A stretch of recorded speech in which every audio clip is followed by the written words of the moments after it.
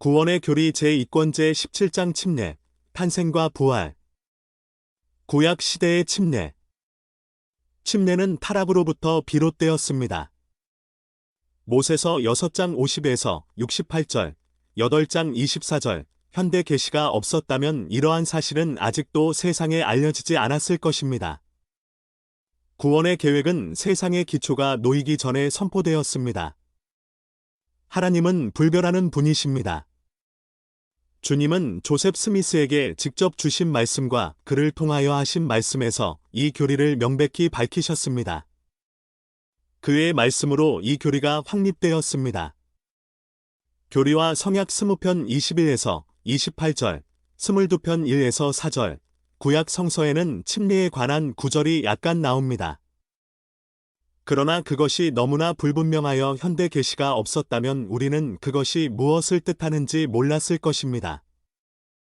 침례라는 말은 히라보이지 히브리어가 아닙니다.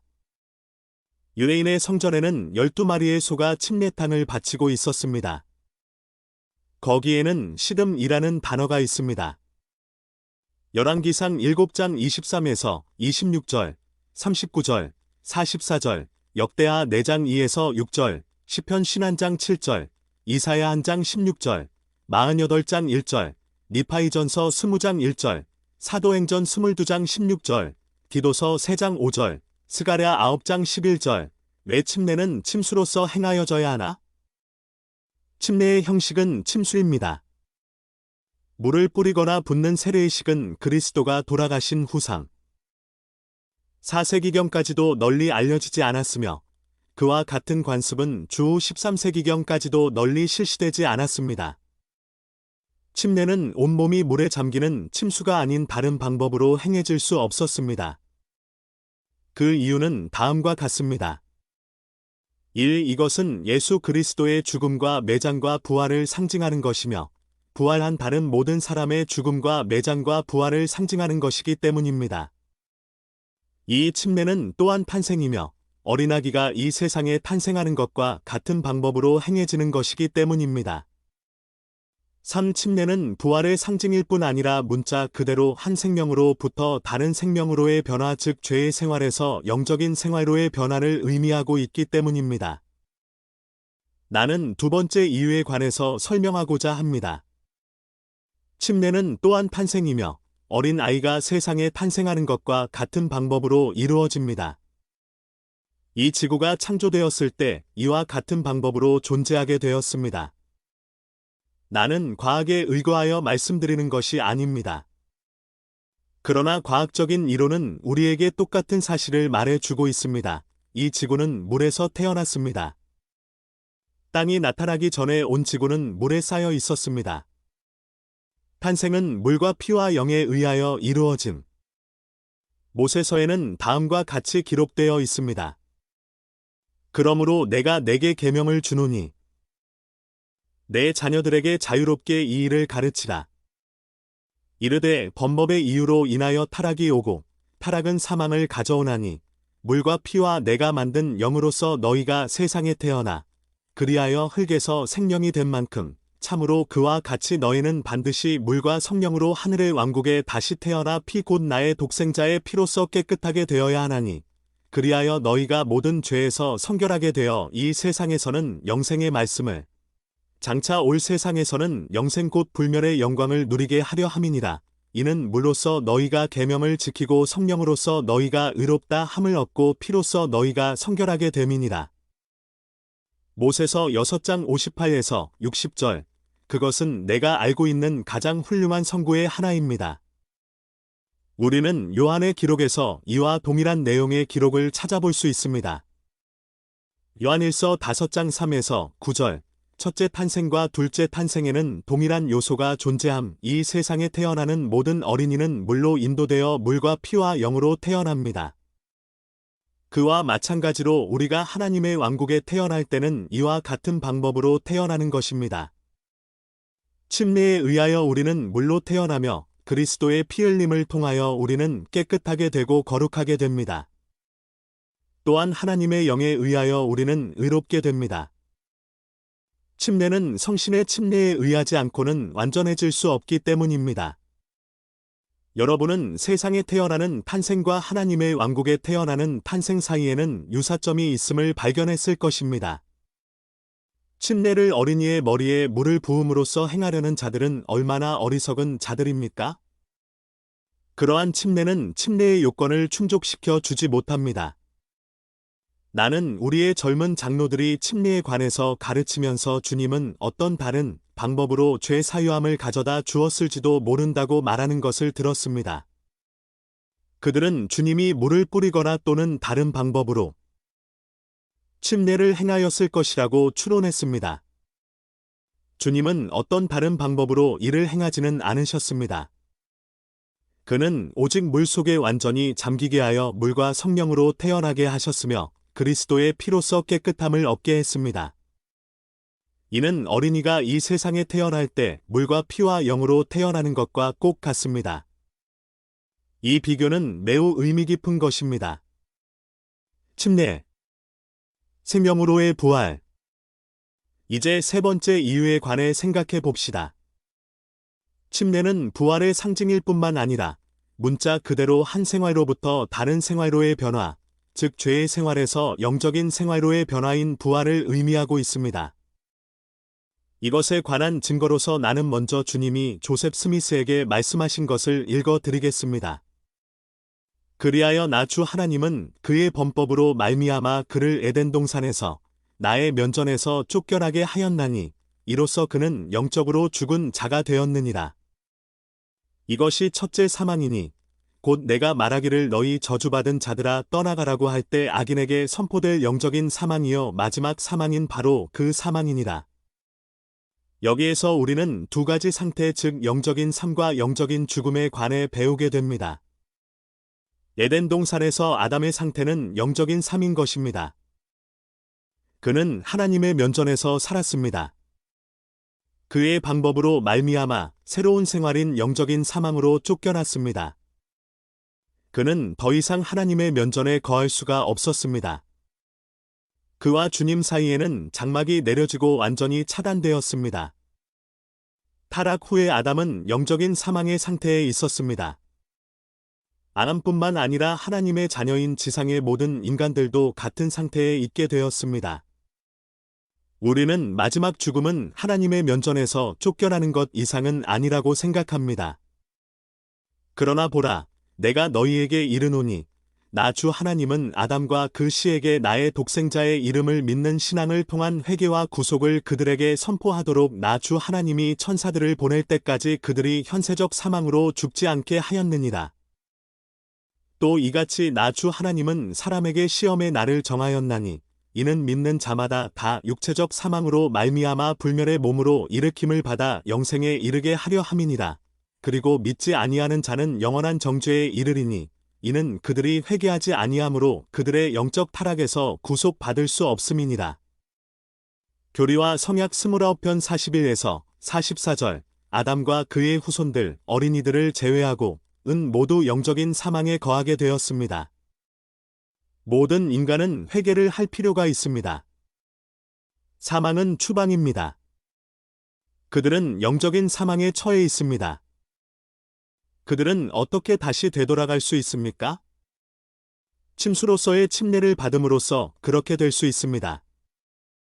그들은 죽었으며 물속에 장사 지낸 바 되고 다시 성령의 부활로 영적인 삶을 얻게 됩니다. 이것이 바로 침례인 것입니다. 침례는 어떻게 장차의 죄까지도 사해주나? 몇몇 젊은이들이나 성인들이 내가 침례에 역대하여 말했을 때 침례란 죄 사유함을 위한 것인데 인간이 죄를 범할 때마다 침례받을 필요가 없다고 하는 이유를 이해하지 못하겠다고 말하는 것을 들은 적이 있습니다. 여러분은 그 이유를 아시겠습니까?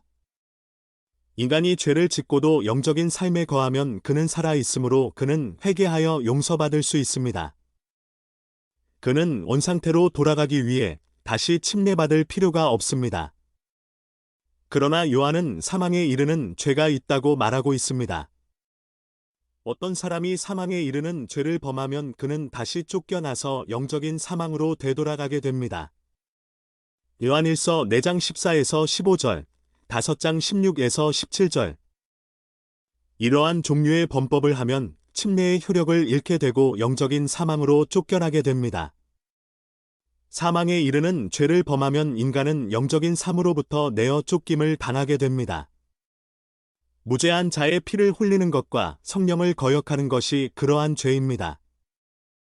선지자 조셉 스미스의 적들은 그를 카테지로 끌고 가서 그와 그의 형을 살해했습니다. 하나님의 종을 고의로 살해하는 것은 무죄한 자의 피를 흘리는 것입니다. 만일 사람이 사망에 이르는 죄를 지으면 그는 영적인 사망으로 다시 돌아가는 것이지만 영적인 삶에 거하는 한 그는 다시 침례받을 필요가 없습니다. 죄로 인한 사망은 생명의 부활을 가져다 줌. 바울은 이 사실을 명백히 알고 있었습니다. 그는 로마인에게 보낸 서한에서 이렇게 말하고 있습니다. 그런즉 우리가 무슨 말하리요? 은혜를 더하게 하려고 죄에 거하겠느냐? 그럴 수 없느니라. 죄에 역대하여 죽은 우리가 어찌 그 가운데 더 살리어 무릇 그리스도 예수와 합하여 침례를 받은 우리는 그의 죽으심과 합하여 침례받은 줄을 알지 못하느냐? 그러므로 우리가 그의 죽으심과 합하여 침례를 받음으로 그와 함께 장사되었나니 이는 아버지의 영광으로 말미암아 그리스도를 죽은 자 가운데서 살리심과 같이 우리로 또한 새 생명 가운데서 행하게 하려 함이니라. 만일 우리가 그의 죽으심을 본받아 연합한 자가 되었으면 또한 그의 부활을 본받아 연합한 자가 되리라.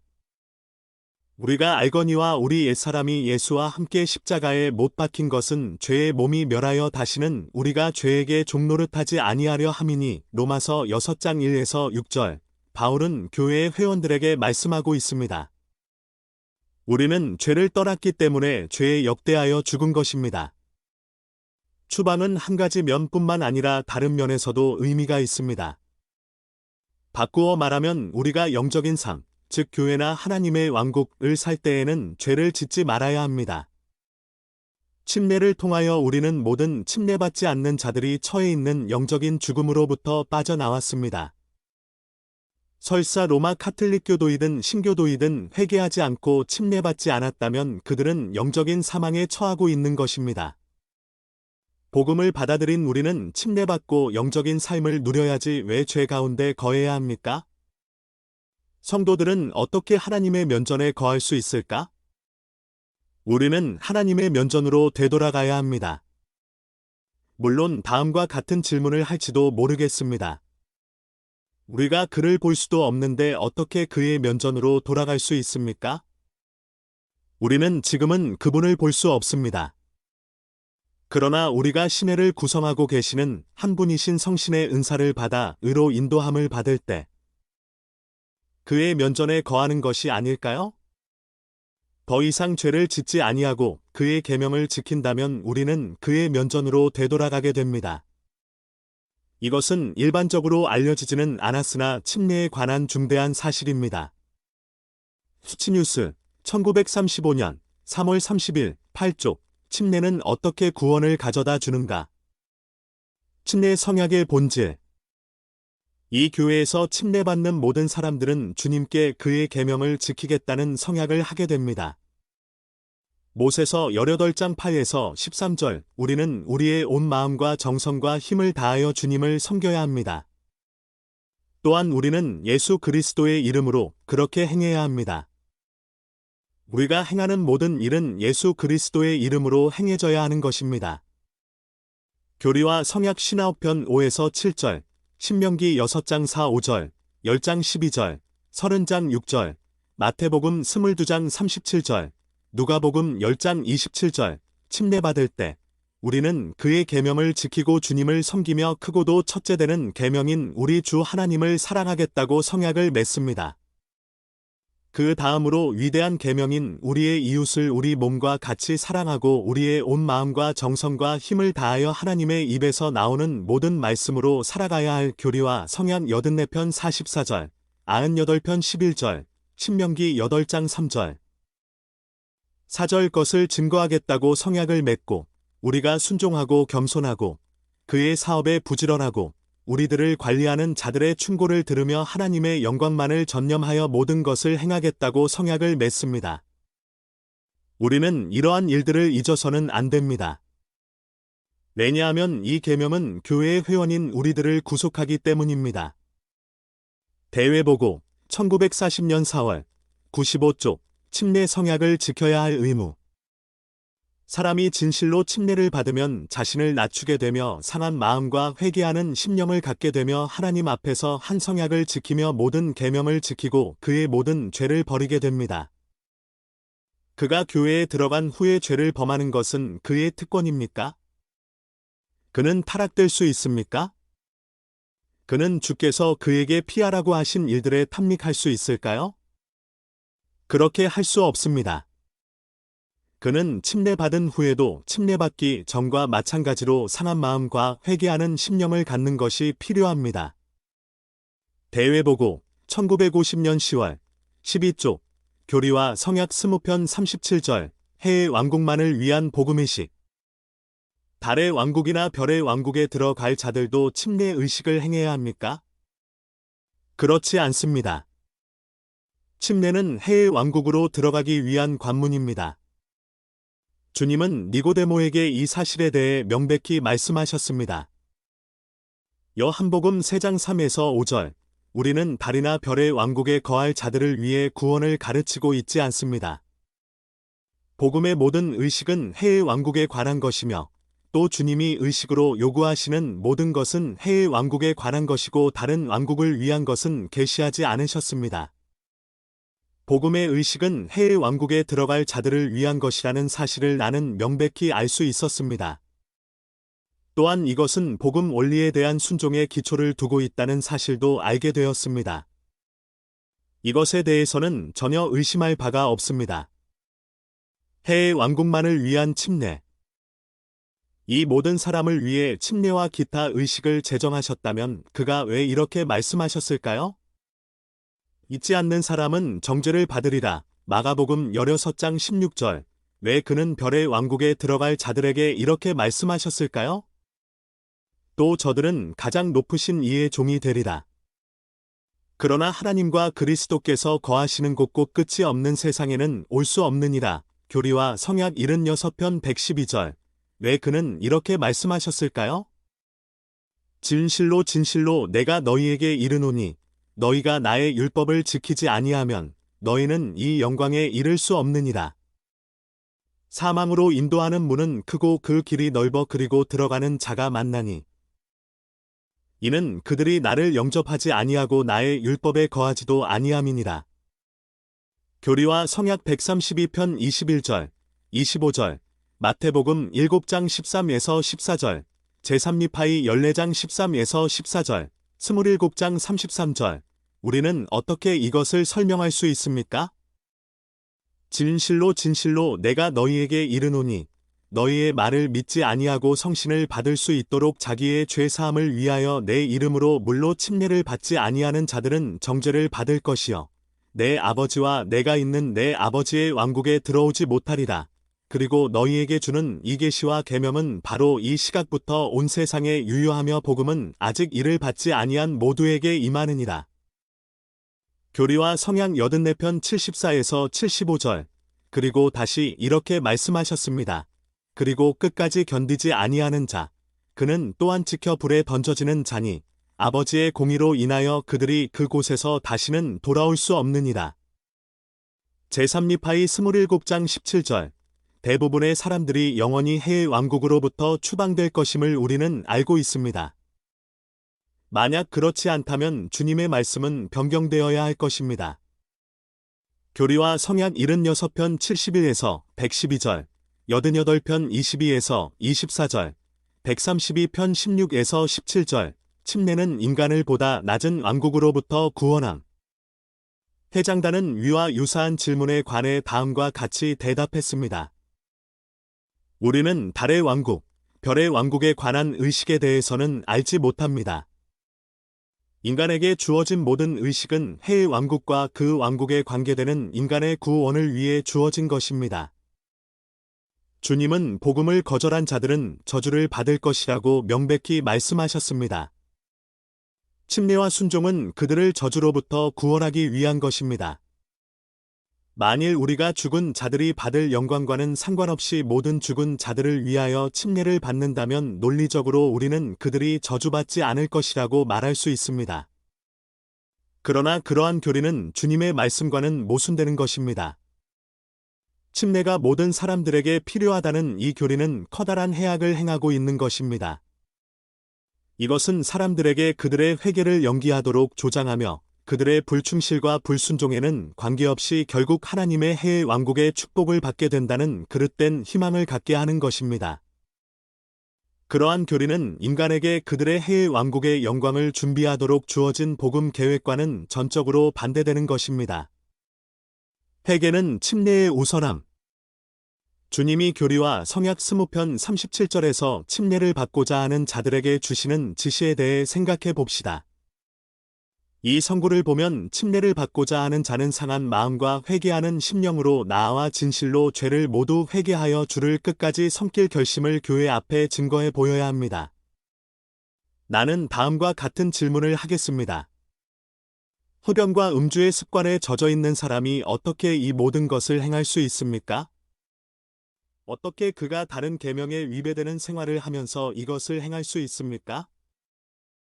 또 우리는 모든 사람이 반드시 회개하여 예수 그리스도의 이름을 믿고 그의 이름으로 아버지를 예배하며 그의 이름을 믿는 신앙으로 끝까지 견디어야 하며 그렇지 아니하면 하나님의 왕국에서 구원을 받을 수 없는 줄 아노라. 교리와 성약 스무편 29절. 또 그는 모든 사람에게 명하사 그들이 이스라엘의 거룩하신 자에 대한 완전한 신앙을 갖고 회개하여 그의 이름으로 침례 받아야 하며 그렇지 아니하면 그들이 하나님의 왕국에서 구원받을 수 없다 하시느니라. 니파이후서 9장 23절. 사람이 계명을 어기면서 어떻게 완전한 신앙을 가질 수 있을까요? 또 부정한 것은 아무것도 그의 나라에 들어갈 수 없나니 그러므로 자기의 신앙과 자기의 모든 죄를 회개함과 끝까지 충실함으로 인하여 나의 피로 그 옷을 빤 자가 아니면 아무것도 그의 안식에 들어가지 못하느니라. 제3니파이 27장 19절. 만일 인간이 지은 모든 죄를 회개하지 않는다면 그의 모든 죄를 어떻게 사유함을 받을 수 있겠습니까? 우리들 대부분이 갖고 있는 고통은 우리가 주님의 말씀을 심각하게 받아들이지 않으며 그가 말씀하신 것을 그가 의도하신 것으로 생각하지 않는 데서 오는 것입니다. 회개는 죄의 상처를 없애줌. 예수 그리스도의 구속이 단지 진실로 회개한 자들의 죄에 대한 죄 사유함과 용서를 위한 길을 마련한 것에 지나지 않는다는 교리를 믿거나 하물며 이것을 가르치는 것은 극히 어리석은 일이라고 생각합니다. 진실로 회개하여 침례받은 후에도 우리는 자신의 범법에 대해 대가를 치루어야 한다는 것입니다. 이것은 인간이 진실로 용서받지 못하였으며 처벌이 보류되고 있는 집행유예에 처하고 있음을 뜻합니다. 못에 찔렸을 때 그 못을 빼내더라도 못자국은 남아있다는 원리를 인용해서 가르치고 있는 이 개념은 진실로 회개한 죄인을 위한 속죄에 적용할 때 그릇된 교리인 것입니다. 교리와 성약 19편 4절, 15에서 19절, 엘마서 7장 14절, 사도행전 22장 14에서 16절, 베드로전서 2장 24절, 이사야 3장 5절, 재침례. 침례의 두 가지 목적. 왜 재침례가 선지자 조셉 스미스 시대에 제정되었으며 왜 이것이 브리감 영 회장의 관리하에 유타에서 수년 동안 계속 실시되었으며 현재는 실시되고 있지 않는지에 대한 질문을 받은 적이 있습니다. 진실로 교회에서는 재침례와 같은 것은 없습니다. 우리가 알고 있는 바 침례는 복음의 중요한 원리의 하나이며 첫째로는 죄 사유함을 받기 위한 것이며 둘째로는 교회로 들어가기 위한 관문으로 주어진 것입니다. 이것은 복음의 시계 하나로서 최초로 아담에게 가르쳐졌으며 그의 자손들에게 이를 가르쳐 그들이 죄 사유함을 위한 침례를 받도록 하라는 명을 그는 받았습니다. 침례의 의식은 고대 이스라엘에서 알려지고 실시되었습니다. 이 세상의 모든 시대의 침례는 복음이 알려진 곳에서는 복음의 필수적인 의식의 하나가 되었던 것입니다. 역사상 어떤 다른 시대와 마찬가지로 오늘날에도 이 의식은 필요합니다. 왜냐하면 이 의식이 없이는 죄인은 죄 사유함을 받지 못할 것이며 하나님의 나라에 들어갈 수도 없기 때문입니다. 개척자들과 그 외 다른 사람들이 재침례를 받음. 선지자 조셉 스미스가 교회를 감리하고 계실 동안 범법에 빠졌던 교회의 회원 중 몇몇이 먼저 파문에 의하여 그들의 회원 자격을 이름이 없이 다시 침례받은 일이 있는 것은 사실입니다. 그때부터 지금에 이르기까지 이것이 계속되어 오고 있습니다. 그래서 회개한 범법자는 죄사유함을 위해 이 의식이 행해지기를 원했습니다. 그 당시 교회의 회원이었음에도 불구하고 프레드릭 G. 윌리엄은 1838년 8월 5일에 미 주오리 주 파웨스트에서 재침례를 받고 확인받았습니다. 교회 정사 제3권 55쪽 개척자들이 솔트레이크 계곡에 도착한 후 연이어 중대한 시기가 있었습니다. 계곡에 들어온 모든 사람들은 브리감 영 회장의 요청에 따라 다시 침례를 받았으며 브리감 영 자신도 12사도 평의회와 함께 세상의 모든 지역에서 모여든 자들에게 모범을 보였습니다. 개척자들은 침례를 받음으로써 성약을 새롭게 했음. 브리감 영과 지도자들에 의해 취해진 이러한 조치에는 여러 가지 이유가 있었습니다. 그들은 이러한 조치는 성약을 새롭게 하기 위한 것이라고 말하였습니다. 그들은 이 땅에서 폭도들의 폭행과 그들에게서 양심의 지시에 따라 하나님을 예배할 이 나라의 헌법에 명시된 특권을 빼앗은 적들의 간섭을 받아야만 했던 곳에서부터 수많은 시련과 말로 다할 수 없는 고통을 겪은 후에 기쁨에 넘쳐 계곡으로 들어왔습니다.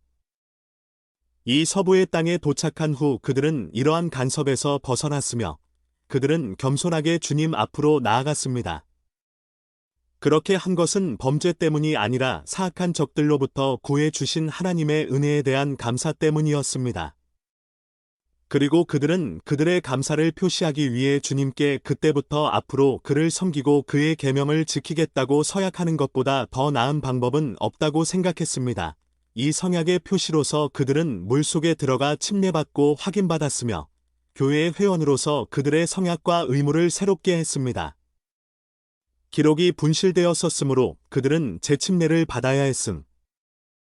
이러한 성도들이 그와 같은 조치를 취하고 성약을 새롭게 한 이후에 하나는 그 계곡으로 온 모든 성도들은 그들이 추방과 폭도들의 폭력과 박해와 마지막 대이동 동안의 많은 지부와 와드가 기록을 분실했으며 사람들이 솔트레이크 계곡에 들어갔을 때 성도들의 신분을 알고자 했으나 그들의 대부분은 침례 증서를 갖고 있지 않았습니다.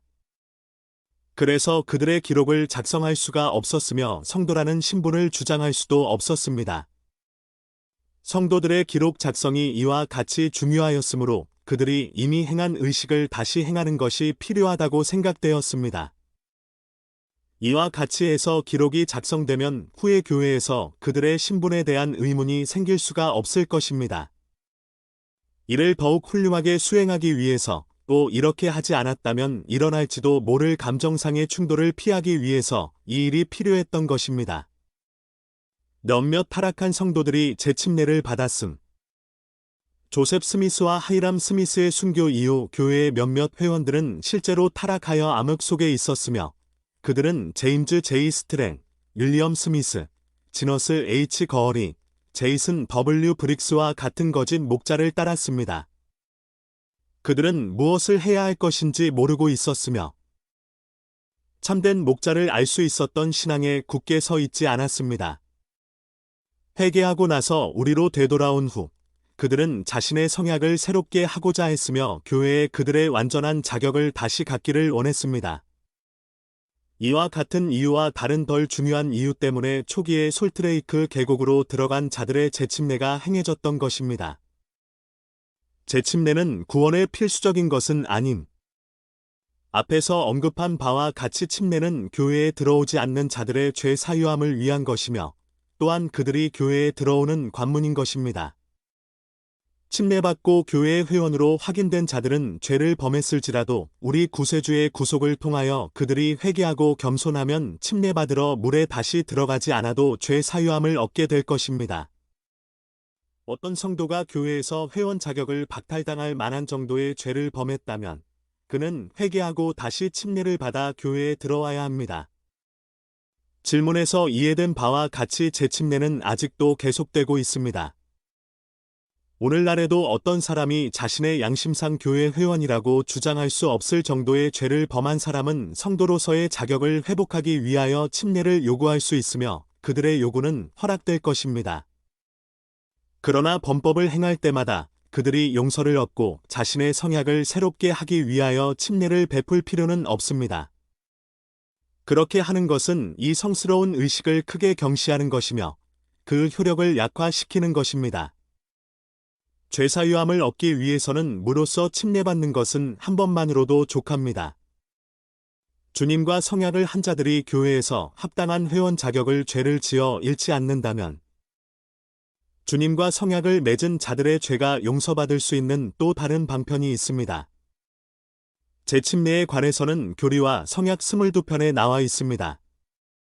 이것은 다른 교회에서 침례받은 자들로 주님으로부터 권능을 받지 못한 자들에 의해 침례받았으며 후에 교회에 가입하기를 원하였고 신권과 복음의식을 집행할 권능이 없는 자에 의해서 집행된 침례를 인정해 줄 것을 바랬던 자들에게 적용되는 것입니다. 이나 제20권 916에서 918쪽 니파이인들 가운데 있었던 재침례. 그리스도가 미대륙의 니파이인들 가운데 나타나셨을 때 그는 그들에게 전에 침례받았을지라도 다시 침례를 받으라고 명했습니다.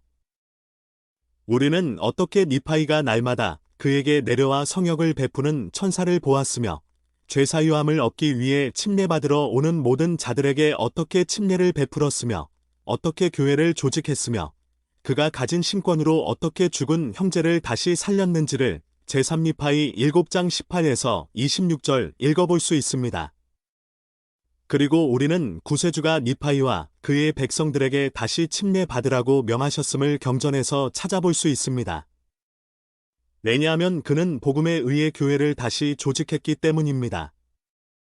제3니파이 19장 7에서 15절, 그 이전에는 율법에 의해 교회가 조직되었던 것입니다. 제3니파이 9장 15에서 22절, 11장 10에서 40절, 12장 18에서 19절, 15장 4에서 10절, 조셉 스미스의 재침례. 꼭 같은 이유로 조셉 스미스와 1830년 4월 6일 이전에 침례받았던 자들은 교회가 조직된 날에 다시 침례를 받았습니다. 조셉 스미스와 올리버 카우드리는 1829년 5월 15일에 침례를 받았으며 사뮤엘 스미스는 며칠 뒤에 그리고 하이람 스미스는 조금 후에 침례를 받았습니다. 그 외에 몇몇 사람들은 교회가 조직되기 전에 침례를 받았습니다. 그 침례는 죄 사유함을 위한 것이었습니다. 교회가 조직되었을 때 교회를 조직했던 형제들과 전에 침례받았던 다른 자들은 다시 침례를 받았습니다. 그들은 문을 통하여 교회로 들어가기 위하여 침례를 받은 것입니다. 조셉 스미스가 그것을 간과해 버렸다면 그것은 사소한 일이지만 얼마나 중대한 일이었을까를 한번 생각해 보십시오. 여러분은 조셉 스미스의 성역을 통해서 이러한 사소한 일들은 언제나 존재해 있었지만 중대한 일들은 하나도 간과되지 않았음을 알 수 있습니다.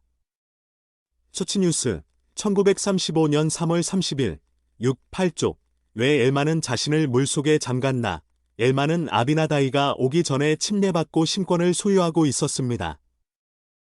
그러나 그는 사악한 노아 왕의 통치 아래 있는 다른 제사들 가운데 포함되어 있었습니다. 그런데 그가 힐렘을 침례했을 때 그는 자신이 깨끗해져야 할 필요가 있다고 생각했습니다. 그래서 그는 완전한 회개의 표시로 물에 자신을 잠갔습니다. 모사이아 17장 1에서 4절, 18장 1에서 29절,